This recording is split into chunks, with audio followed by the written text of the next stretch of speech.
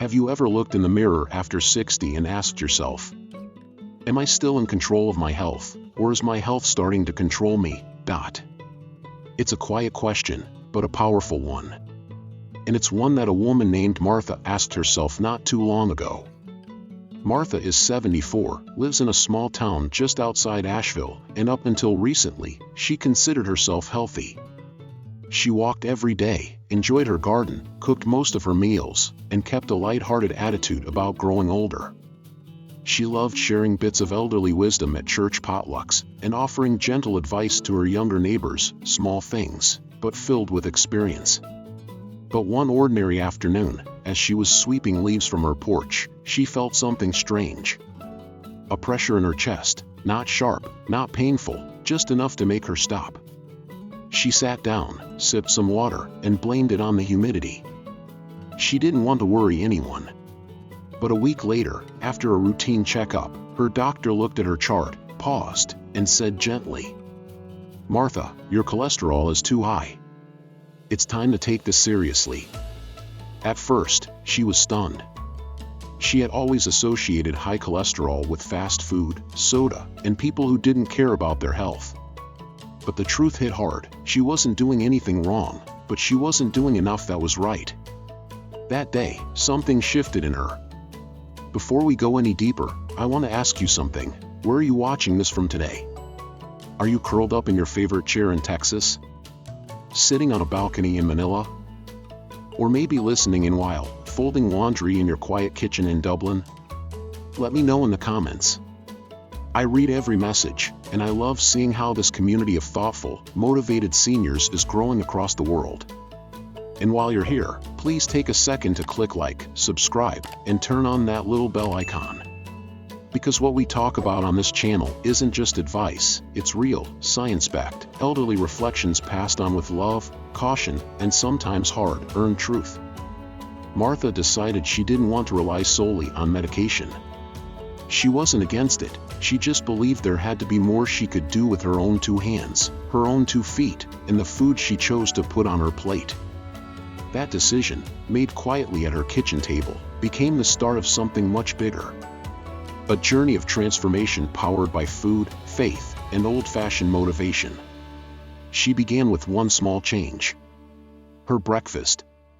She stopped eating toast with butter and jam, something she'd loved for decades, and instead made a bowl of plain oats.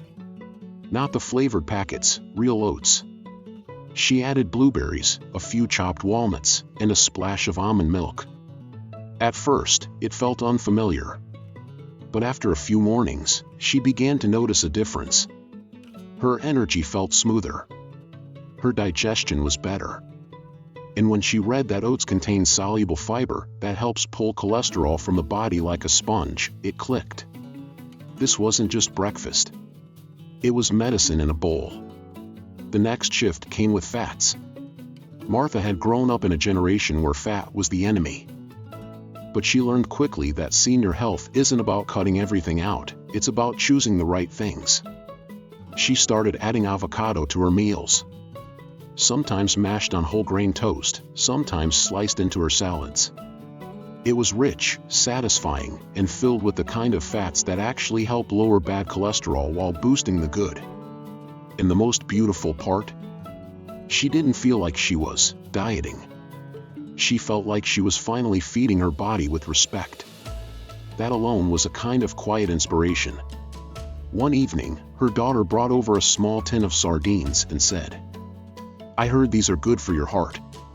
Martha had never been fond of fish, especially the canned kind. But she tried it, on toast, with a squeeze of lemon, and was surprised by how much she liked it. Sardines, as she later learned, are full of omega-3 fatty acids that reduce inflammation and support healthy blood flow. They became part of her weekly routine.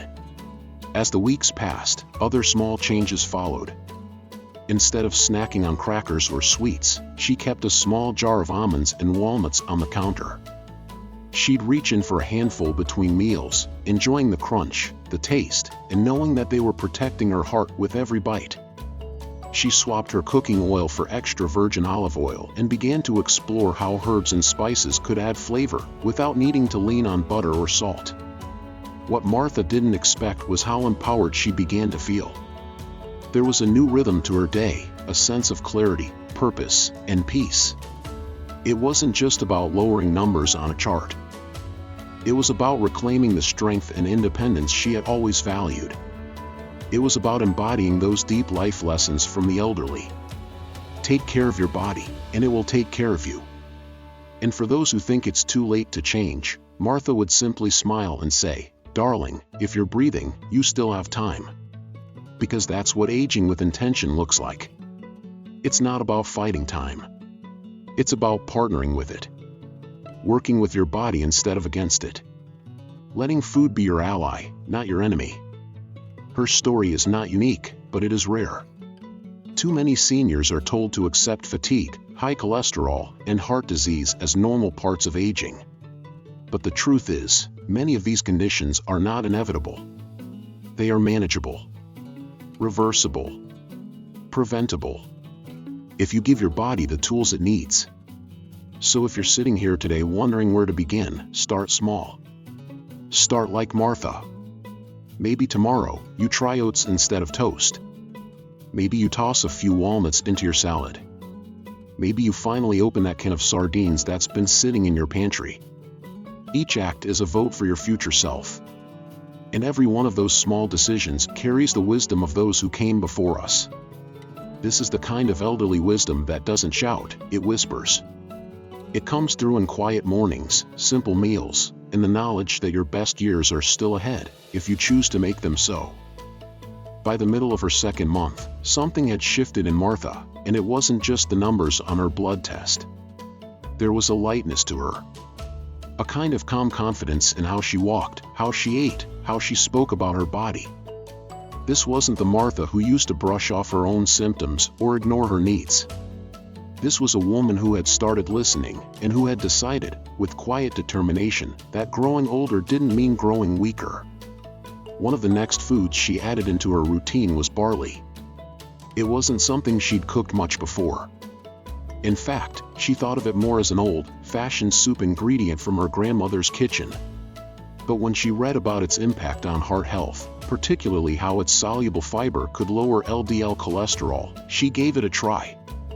She cooked a pot with chopped vegetables and garlic, and to her surprise, she loved it. It reminded her of simpler times, of home, of family dinners without fuss or excess. In that bowl of warm barley soup, she felt not just nourished, but connected to her past and to her future. Then came flax seeds. She didn't even know what they were at first. A friend from her church group had mentioned them during one of their weekend gatherings, and later that week, Martha picked up a small bag from the local market. She started sprinkling ground flax seeds into her morning oats, into soups, and even into homemade muffins. These tiny seeds, barely noticeable in taste, were rich in plant-based omega-3s, and worked silently to support her heart, her hormones, and her digestion. It felt like one of those secret weapons, quiet but powerful. And in her own words, like a whisper from nature reminding me to care for myself more gently. Spinach and kale soon found their way into her fridge, not because she loved them immediately, but because she understood their value. Her doctor explained that leafy greens are rich in nitrates that help relax blood vessels and improve blood flow. She sautéed them lightly with olive oil and garlic, added them to scrambled eggs, and stirred them into barley stews. Over time, what once felt like a chore became something she looked forward to. She loved the color on her plate, the strength she felt after eating, and most of all, the knowledge that she was doing something kind for her heart. Afternoons became sacred in a new way. Instead of pouring a cup of coffee that often made her jittery, she began brewing green tea. It was soft, calming, and gave her a moment to sit in silence. This little ritual became one of her favorite parts of the day, a pause, a deep breath, a way to center herself. And when she learned that green tea is rich in catechins, antioxidants that help lower cholesterol and improve blood vessel health, it felt like a double blessing. This wasn't just tea, it was inspiration in a cup. And then there was dark chocolate. Now, Martha had always had a sweet tooth. She was the kind of woman who believed dessert should follow every meal, even if it was just a little something. So when she discovered that a small piece of high cocoa dark chocolate could actually support heart health, she grinned. Every evening, after dinner, she'd savor one square, rich, slightly bitter, perfectly satisfying. It wasn't indulgence anymore. It was part of her healing. And in moments like that, she began to understand something deeper. That senior health isn't about deprivation. It's about reimagining what pleasure looks like when it serves your body as much as your soul. One of the most surprising additions was garlic. She had always cooked with it, but now she used it more intentionally, raw in dressings, roasted whole, mixed into nearly every dish. Garlic helped lower her blood pressure and reduce inflammation. But more than that, it reminded her of her mother's kitchen, of Sunday lunches with too many cousins and not enough chairs. It's strange how something as simple as a clove of garlic can unlock a flood of memories. That, too, is part of elderly reflections, how food doesn't just feed the body, but keeps the spirit alive through every bite. And finally, the humble apple. It was always in her fruit bowl, but now she ate it differently. She slowed down. She peeled it with care. She sat by the window and ate it slice by slice, thinking of her grandchildren, her late husband, the life she had built. Apples helped her lower cholesterol because of their pectin, a type of soluble fiber. But more than that, they gave her a rhythm. A pause. A reason to sit with herself and simply be. All of these foods together weren't part of some trendy cleanse or strict diet plan. They were Martha's way of reclaiming control, one simple, nourishing decision at a time. And through it all, she kept a small journal where she wrote not just what she ate, but how it made her feel. That journal became a mirror. In its pages were lessons, reminders, and moments of gratitude.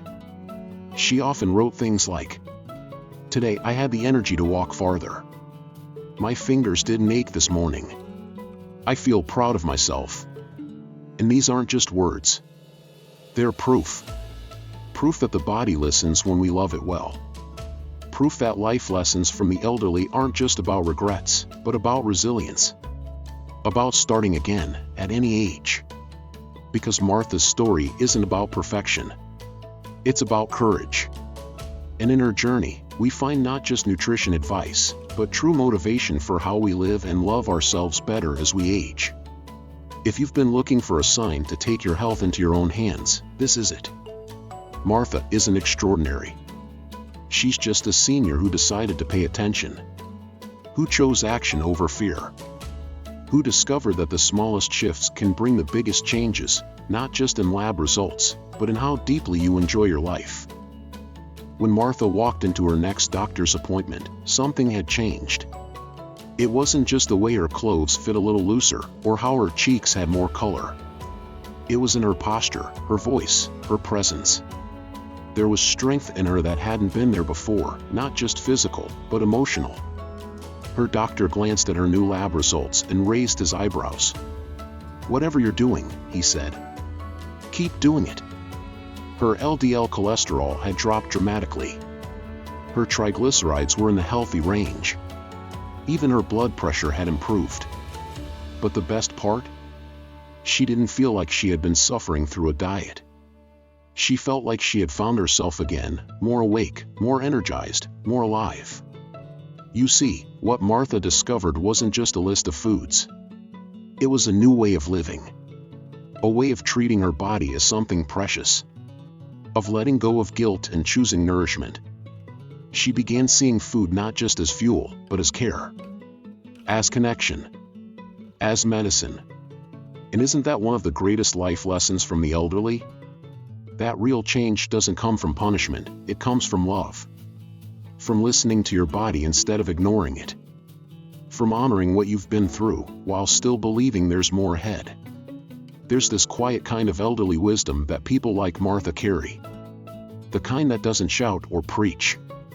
It just shows up in the way they cook their meals, take their walks, and talk to themselves with kindness.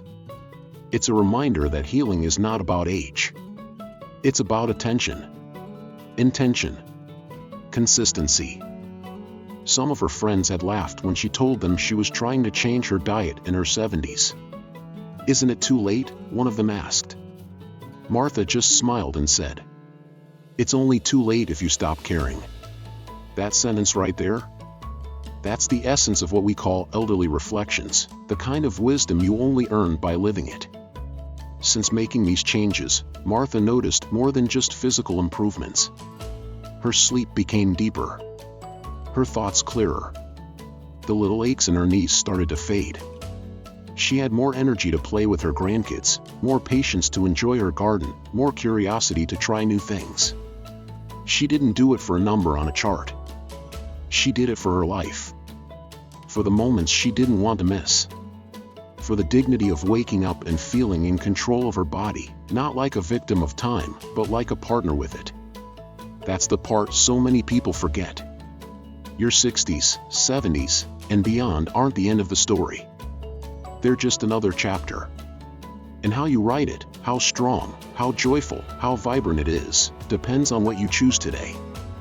If you're watching this thinking, "I've already let too much go," let me stop you right there. You haven't missed your chance. Not by a long shot. There's no expiration date on self-respect. No age limit on motivation. No cap on how much better you can feel just by starting. Maybe your first step is as small as replacing white bread with whole grain. Maybe it's cooking your eggs with olive oil instead of butter. Maybe it's just sipping a cup of green tea in the afternoon instead of reaching for something sugary. Whatever it is, do it with intention. Do it like Martha. One quiet, steady change at a time. Because the truth is, when we honor our bodies, we honor the lives we've lived, and the lives we're still living. So if you're someone who's been carrying worry about your cholesterol, or feeling like your health is slipping, or wondering if you'll ever feel strong again, hear this: you are not alone. And you are not out of time. This is your invitation. To take one step forward. To reclaim your energy. Your independence. Your confidence.